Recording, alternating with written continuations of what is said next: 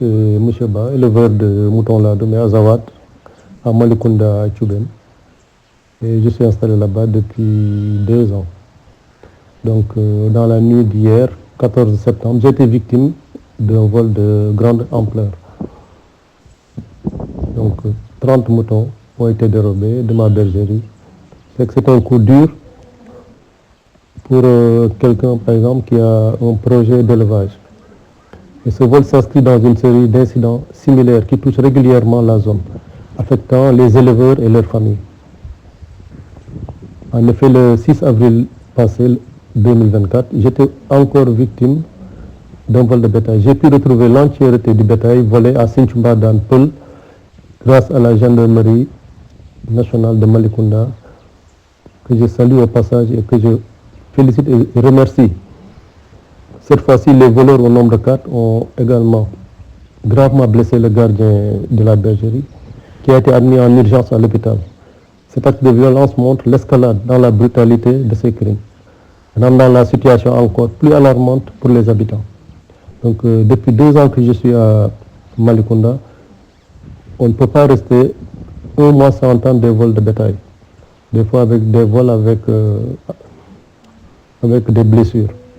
Grâce à l'intervention rapide de la gendarmerie nationale de Mali, j'ai pu récupérer les agneaux parqués dans une maison inachevée, dans la localité, encore, je vais dire, de Sinthiouba Dan Peul.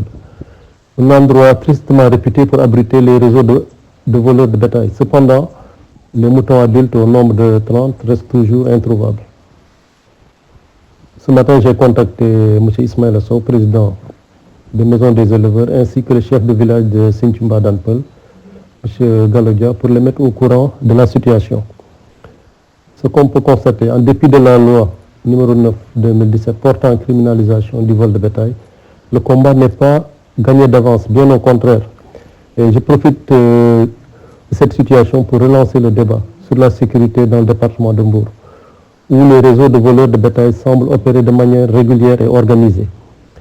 Et face à cette recrudescence des vols, je lance un cri du cœur aux autorités compétentes pour qu'elles prennent des mesures drastiques afin d'éradiquer ce fléau. Il est urgent de renforcer la sécurité dans les zones rurales en augmentant les effectifs de la gendarmerie, en améliorant aussi les infrastructures de surveillance et en appliquant des sanctions sévères contre les malfaiteurs. Les éleveurs, qui constituent un pilier de l'économie locale, se retrouvent totalement démunis face à ces actes criminels répétés. Il est crucial de restaurer la confiance des communautés rurales